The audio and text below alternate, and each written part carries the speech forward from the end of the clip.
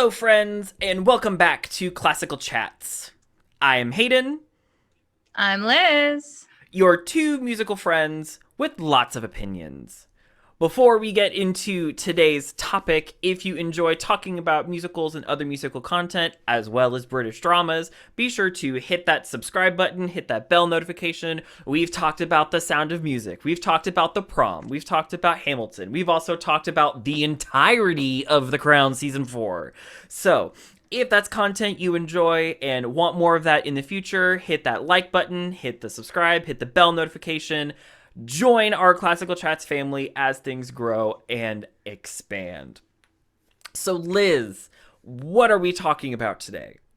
So, in closing up our musical theater madness for the month of February, we are going to be sharing our top 3 and our bottom 3 movie musicals of all time.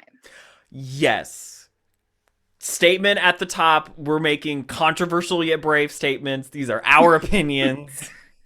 Don't come for Don't us. come for These us. are just our thoughts, our opinions. Mm-hmm. And neither of us know each other's lists yet, other than I have one idea of what's on Hayden's list and he has one idea of what's on one of my lists.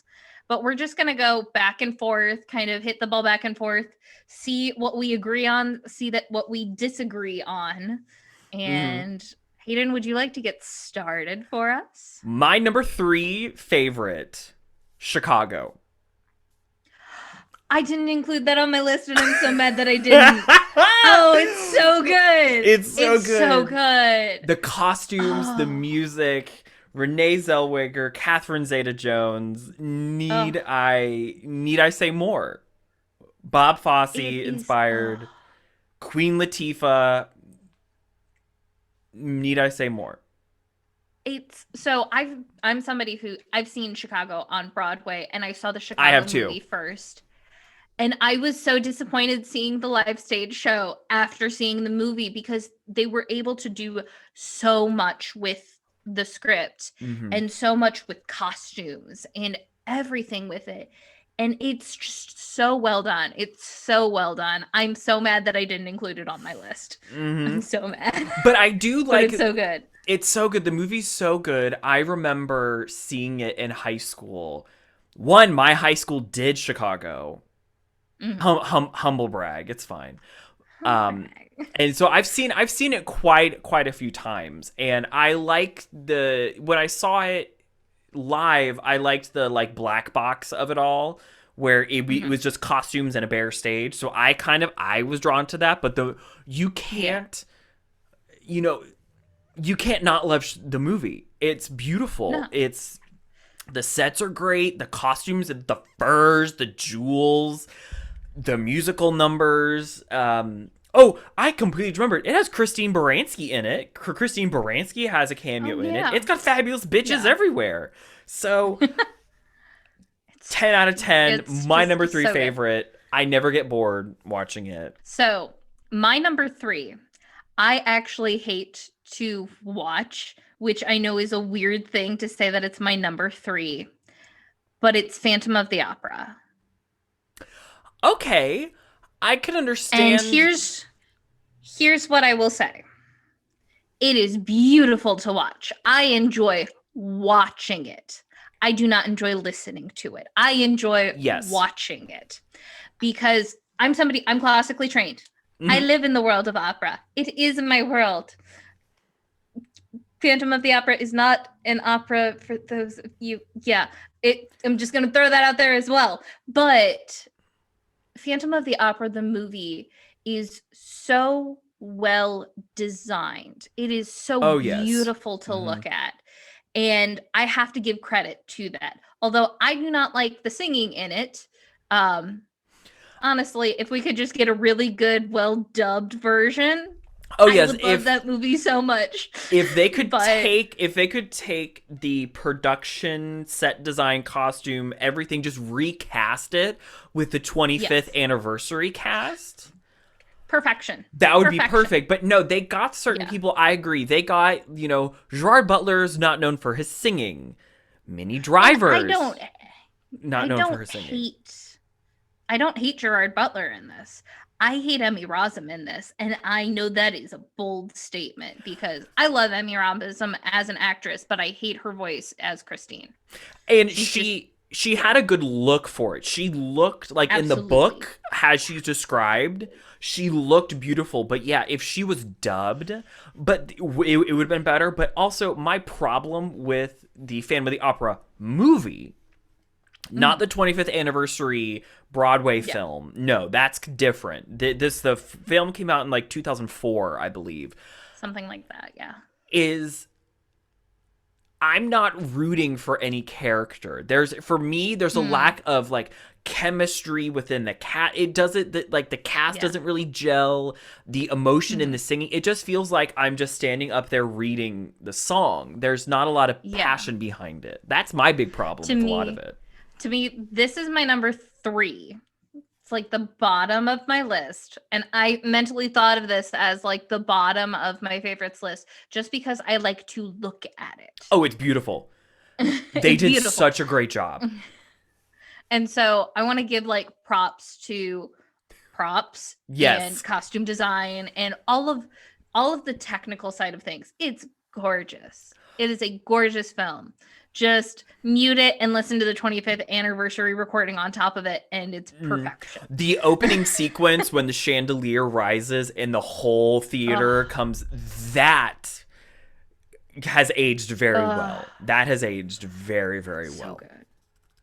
So, although not my favorite, and although I don't tend to watch it, it is just so beautifully done that I had to include it on my list. That I agree. That production's also not my favorite, but I agree with all your points.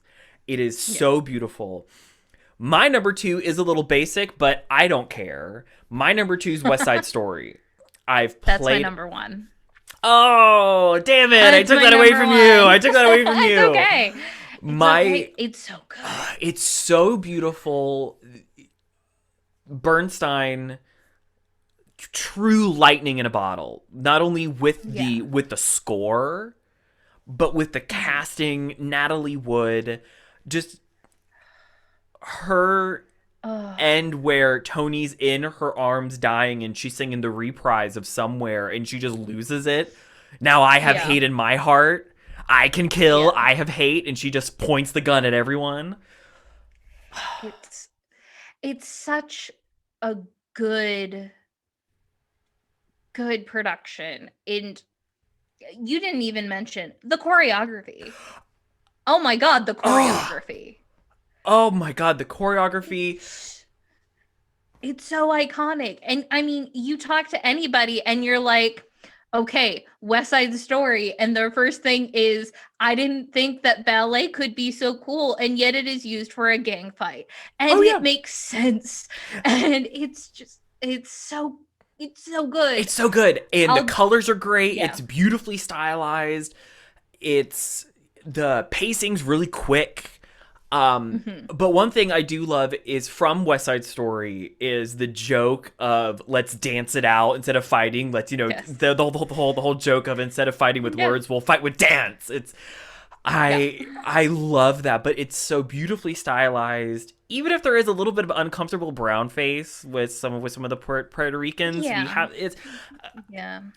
have to acknowledge it, which I do love that some people try to.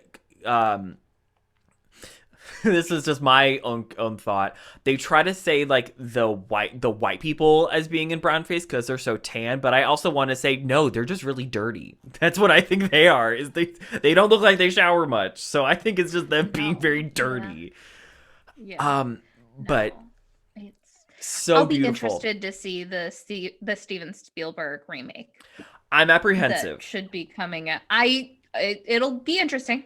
I'm apprehensive, but it'll be interesting. At the very least, they did try and properly cast based off of ethnicities, which is as good. Opposed to putting in people in brown face, which is improvement. Now we just need all of the rest of the quality to be high. So. They have big shoes to fill. They have very big shoes to fill from this film, and just the stage show in general. It's just beautiful. It's wonderful. 12 out of 10. Yes. Cannot recommend it enough. Yes. So we're going to hop in with my number 2. And my number 2 is the 2007 version of Hairspray. This is just such a good campy time. Yes. And there are so many different versions of this show in movie form already, but I love the 2007 one because it just looks so shiny and new, and it's so in your face. But again, Queen Latifah. Hell yeah. Queen Latifah, Michelle Pfeiffer, Christopher Walken. Michelle Pfeiffer. Yes. John Travolta. John Travolta was an interesting choice. I think he does well with it. There are some parts where I'm not crazy about him and Christopher Walken together, but I also just hate those parts of the show in general when I'm just watching it live in theater. So my thing is, I'm glad they moved away from Harvey Fierstein playing Edna Turnblad, because while I love Harvey Fierstein, his natural voice and natural singing voice are either I love it, but I'm glad they went a different route with the character of Edna Turnblad. Yeah. I would have loved, now if they do another remake, I would love if they got an actual drag queen like Ginger Minge. I would love that. I would love that to pieces. And also Allison Janney's in it. Yeah, I know. The fabulous Allison Janney. There's such a great cast. Zac Efron. It's such a good cast. Zac Efron as Brittany the heartthrob, and it works. We have Amanda Bynes right before she had her very public breakdown. I hope she's doing well. Same. But yeah, so it handles the idea of race in America in the 60s in a good way. It really gets you thinking about it. And I love that, Michelle Pfeiffer really leaned into being the bad guy. And she's really good at that. So 100%, I stand by that. Go for it. I love that. Yes. So that's my number 2. What is your number 1, Hayden? You know me. You know my number 1. Hello, Dolly. 1969 with our patron saint, Barbara Streisand. I love it. I've seen it live so many times. I own the movie. I have a reproduction poster of the ad for theaters downstairs in my living room. Can attest to all of this. I love that show. The movie was featured in WALL-E. We've talked about it on our podcast because sadly one of the the ensemble was brutally murdered. Yeah. But it's such a fun time. This is much like My Fair Lady and Bye Bye Birdie. This is the musical that I love, even with the sound, this sound of music, where I can unplug my brain and be entertained. I can laugh. I can feel things. It's not really social commentary, but I'm okay with it. No, it's a fun, campy time. It's bright colors. Her gold gown weighed 60 pounds, and she did a full dance. I could go on and on and on, and it was MGM's most expensive movie musical until La La Land. Even calculated for inflation, it La La Land just beat it out. Yeah, it's perfect. To me, it's perfect. Yeah. Love it. Can't get enough. So let's switch to the other side of the coin. For a remake, controversial yet brave statements. I feel like most of mine aren't going to be too controversial, but we'll see. One of mine will be, and it's my number 3. One of mine will be, and so my number 3 is Grease. I don't care for Grease. I don't like Grease either. So I'm going to back you up on this, but I understand that this is a cult classic that people love. Oh, yeah. John Travolta, Olivia Newton-John, Stockard Channing. Mm-hmm. It's a classic 1950s fun doo-wop, what it is. I gave it a shot. I tried. Mm-hmm. I couldn't even get into the hand jive. I just couldn't do it. And, I love Olivia Newton-John. I love Stockard Channing. Mm-hmm. I appreciate John Travolta. Yes. I can't do it. I can't do Grease. Mainly because it's so done in like elementary school and middle school. It feels so juvenile. And well, and here's the issue though. It is presented, I've shown this movie as a substitute teacher in a middle school, and I looked at the student teacher and I'm like, this is not okay to be playing to 6th and 7th graders. Oh yeah, no. It's just not. There are so many highly sexual themes in this movie, and yet people are just like, yeah, we'll play it for the kiddies, and it's just like, no. Hold off on that. Put on something that's maybe a little bit more appropriate. I'm always a big proponent for Newsies. Newsies is fun. Newsies is fun. Newsies is clean. Nothing overtly sexual about it. Great time. And Batman's in it. And Batman's in it. So you can always tell kids, hey, look at that. Yeah. That's Batman. And you immediately get them sucked in. Personally, I'm more of the showing them the live stage production that was a pro shot that Disney put on. Oh, better choice. With Jeremy Jordan and Andrew Keenan Bolger. Better choice. Yes, I love that one. It's so good. I did not include it in my list because it's a pro shot as opposed to an actual movie, but that one's so much better. Yes. But yeah, Grease. Grease. No. Stop showing it to middle schoolers. Stop showing it to middle schoolers. Stop doing it. Stop doing it. Just put Grease on the shelf and let it just we get it. Let it chill for a bit. We might be able to then pick it up and maybe appreciate it again after some time off. But I'm not the biggest lover of Grease. Some of the music's great and fun, but it's overdone. It is overdone. So my number 3, I doubt that you've ever seen it. And I love the original Broadway show, but I hate the movie, and that is Rock of Ages. I haven't seen Rock of Ages. I know it's a jukebox show, but I haven't seen it. So my thing is, it's a fun time. It's a great little jukebox musical. Just a good old fun time, but the movie and the casting of it is just not good. Tom Cruise is in it. And I'm just going to leave it at that. Yeah. And yeah. You can tell by my face. Yeah.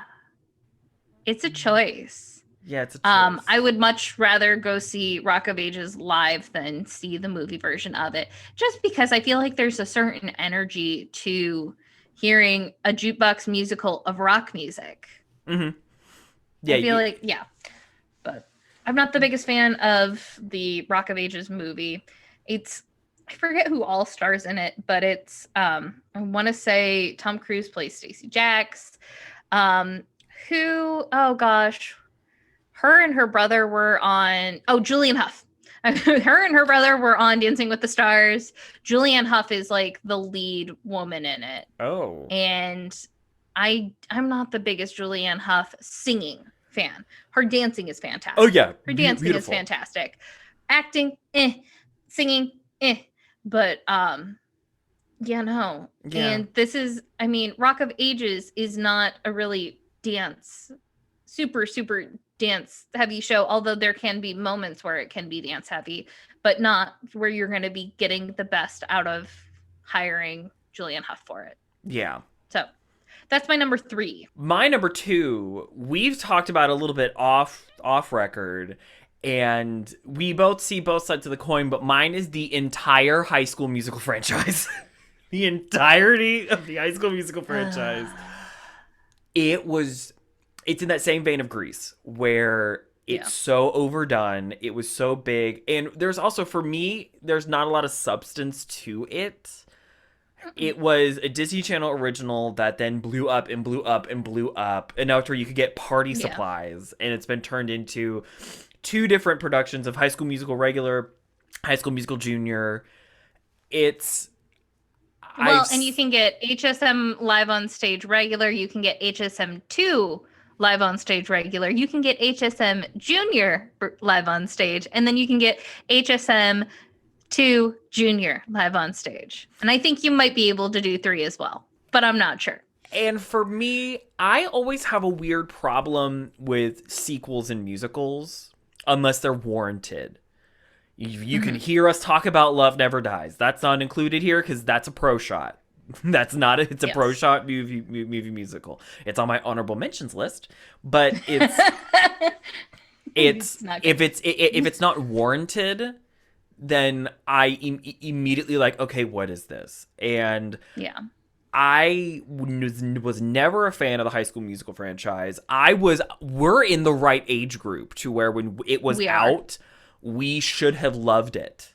And I did not. I was a little gay boy that said, "What is this?" And I moved on. Yeah. I stuck to my Barbara and my Audrey and didn't really move outside of that circle. Oh, yeah, no. So for me, I did enjoy High School. I enjoyed the original High School Musical. High School Musical 2 was not bad. In fact, some of the music in High School Musical 2, I will say, is better than the original.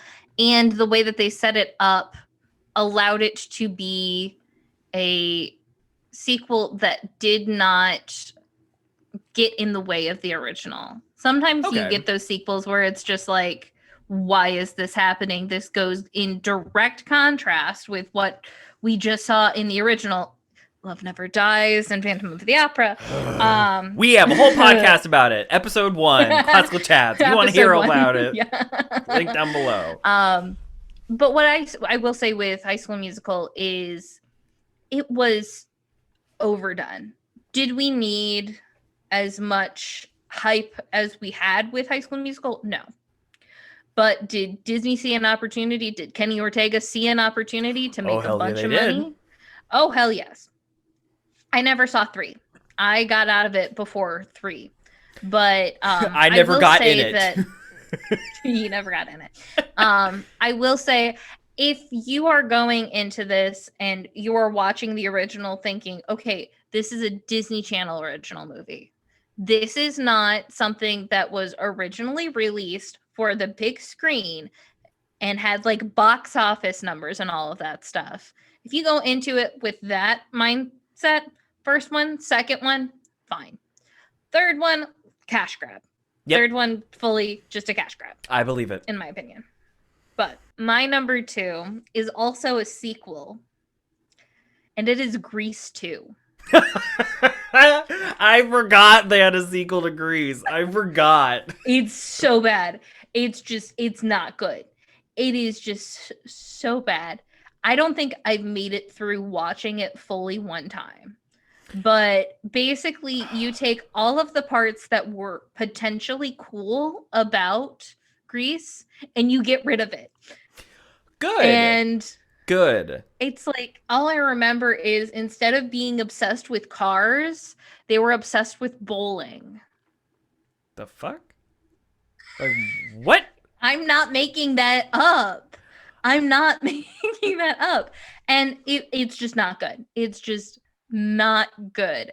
Everything that could potentially be decent about the original Grease was thrown out the door, and they made a cash grab, and it was called Grease 2.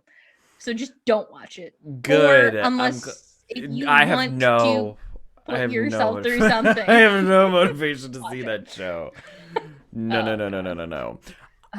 I think we agree on number 1, though. I think we do. I think we might have the same number 1. Okay, so let's see. On 3, 2, 1. Cats. Especially this new one. God, it looks so bad. Well, and I will defend that original pro shot. Oh, yeah. This is excluding the pro shot. Excluding the pro shot. The 2019 girl piece of crap that sent us into whatever dimension that we are currently in.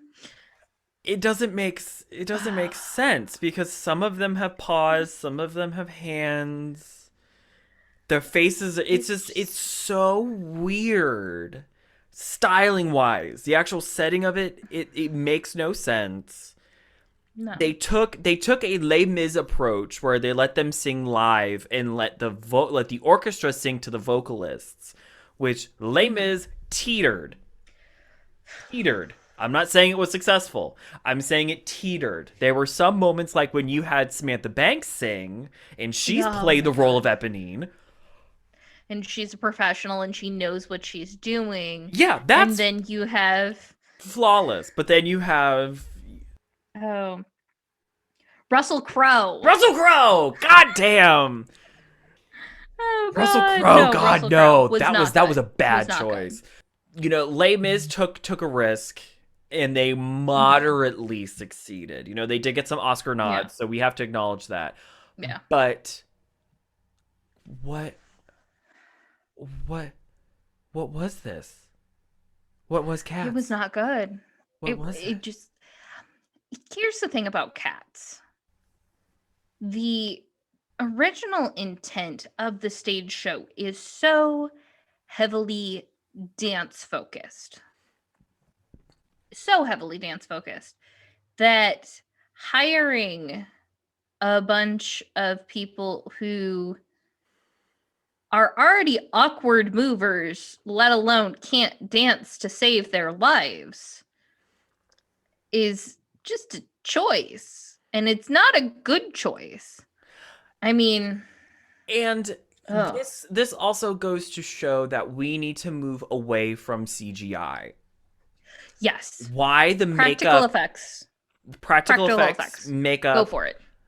Why the pro shot works is, again, much like how Hamilton works and like Love Never Dies, even though it gets flawed, it works as it's a Broadway pro shot. They just drop cameras in and you can hear the audience. It's the actual show. That's why the like 90-something Cats pro shot worked. 94, I think. Yeah, it's like 94 or 95. 94? I almost said 98. But that's why it works.